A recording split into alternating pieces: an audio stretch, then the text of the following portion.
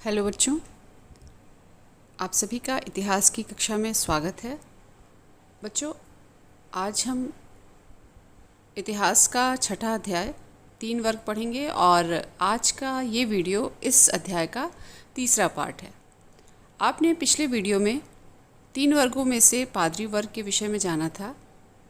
पादरी वर्ग का चर्च और समाज से कैसा संबंध था, इसके अलावा चर्च के जो औपचारिक रीति रिवाज थे, फिर जो भिक्षु और भिक्षुणी थे उनके जीवन के विषय में आपने जानकारी प्राप्त की थी। आज के इस वीडियो में हम दूसरे वर्ग अभिजात वर्ग की बात करेंगे। तो आइए हम अपनी शुरुआत करते हैं। बच्चों, अभिजात वर्ग की समाज में एक महत्वपूर्ण भूमिका थी, या ये माना जा सकता है कि सामाजिक प्रक्रिया में उनका एक विशेष पहचान था या स्थान था।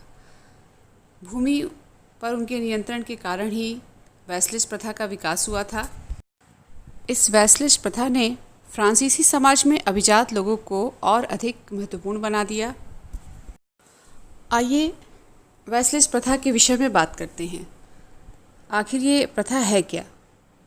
बच्चों, फ्रांस के शासकों का लोगों से जुड़ाव एक प्रथा के कारण था और इस प्रथा को वैसलिज कहा जाता था और माना ये जाता है कि यह प्रथा जर्मन मूल के लोगों में भी पाई जाती थी।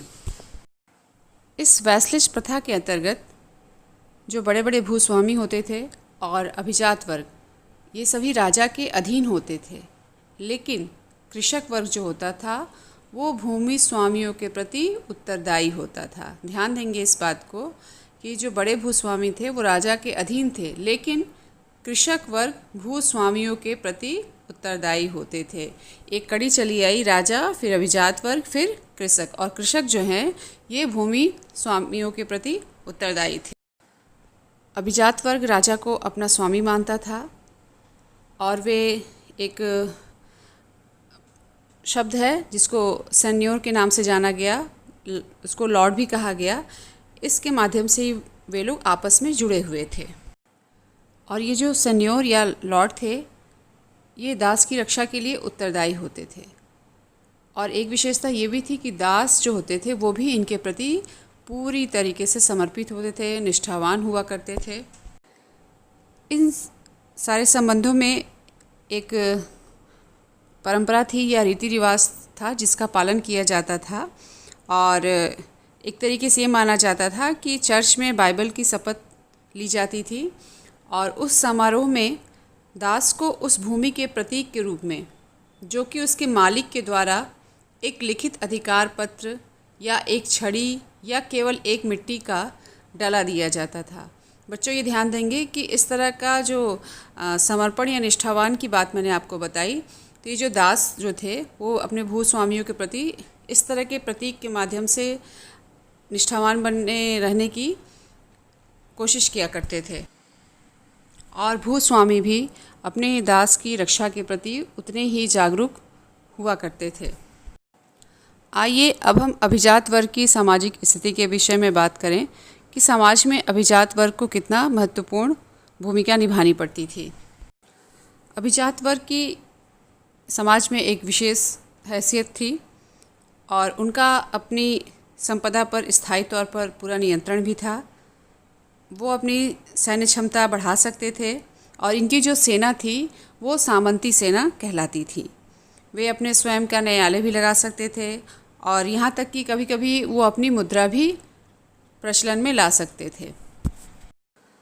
अभिजात वर्ग अपने भूमि पर बसे सभी व्यक्तियों के मालिक थे और वो विस्तृत क्षेत्रों के स्वामी भी थे, जिसमें उनके घर, उनके निजी खेत, जोत व चरागाह और उनके असामी कृषकों, टीनेंट पीजेंट कहा जाता था, उनके घर और खेत शामिल थे।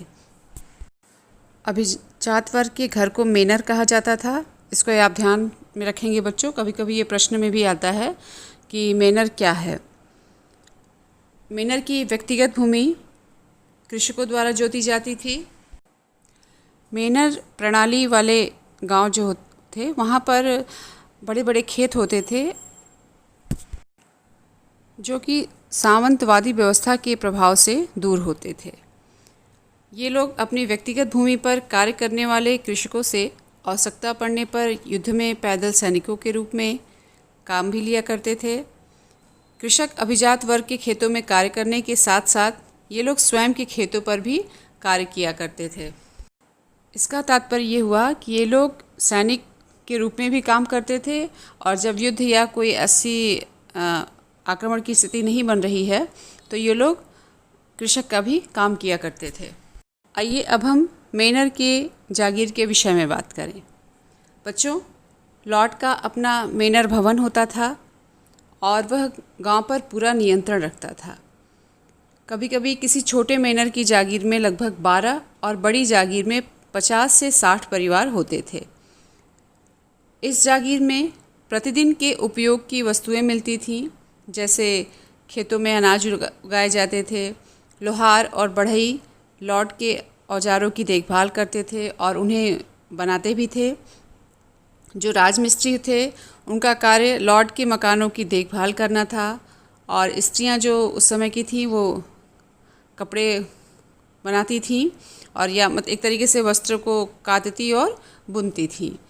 बच्चे थे वो लॉर्ड के मदिरा संपीड़क यानी वाइन प्रेसेस में काम किया करते थे। जागीरों में विस्तृत भूमि और वन भी होते थे और यहाँ पर लॉर्ड जो है शिकार किया करते थे। यहाँ एक चर्च भी होता था, दुर्ग भी होता था और ऐसा माना जाता है कि दुर्ग का निर्माण सुरक्षा के लिए किया जाता था और दुर्ग जो थे वो सैन्य शक्ति का भी एक केंद्र के रूप में माने जाते थे। 13वीं सदी से दुर्गों को कुछ बड़ा बनाया जाने लगा जिससे वे नाइट के परिवार का निवास स्थान बन सकें। वास्तव में देखा जाए तो इंग्लैंड में नॉर्मन विजय से पहले दुर्गों की कोई जानकारी नहीं थी, लेकिन सामंती प्रथा के तहत राजनीतिक प्रशासन और सैनिक शक्ति के केंद्र के रूप में दुर्गों का विकास होने लगा था।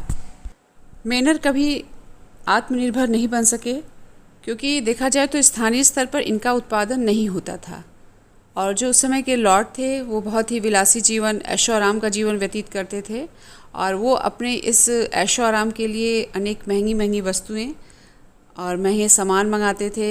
अनेक महंगे वाद्य यंत्र और आभूषण अन्य स्थानों से आयात किया करते थे। बच्चों, इस तरह से आपने मेनर की जागीर के विषय में जाना। अब हम बात करेंगे नाइट की। बच्चों, 9वीं सदी में यूरोप में लोकल युद्ध हमेशा हुआ करते थे। आपस में लोग, वहाँ के जो स्थानीय लोग थे आपस में हमेशा युद्ध में व्यस्त रहा करते थे और जो कृषक थे आवश्यकता पड़ने पर वो सैनिक के रूप में कार्य करते थे और जब युद्ध या कोई ऐसी स्थिति नहीं होती थी तो वो अपने खेतों पर काम किया करते थे। लेकिन आगे चलकर धीरे धीरे एक कुशल सेना और अश्व सेना की आवश्यकता हुई और इससे एक नए वर्ग को बढ़ावा मिला जिसे हम नाइट्स के नाम से जानते हैं। वे लॉर्ड से उसी प्रकार संबंधित थे जिस प्रकार लॉर्ड राजा से संबंधित था। लॉर्ड ने नाइट को भूमि का एक भाग जिसे फीफ कहा उसे दे दिया था और उसकी रक्षा करने का वचन भी दिया था। फीफ उत्तराधिकार में पाया जा सकता था।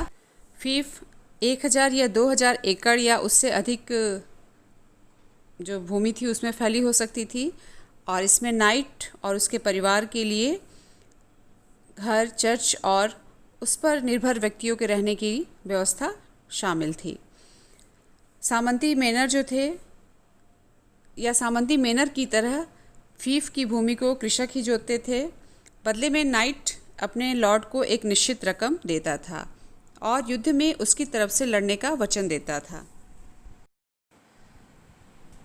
12वीं सदी से गायक फ्रांस के मेनरों में वीर राजाओं और नाइट्स की वीरता की कहानियाँ गीतों के रूप में सुनाते हुए घूमते रहते थे और ये लोग ज़्यादातर घुमक्कड़ प्रवृत्ति के ही थे।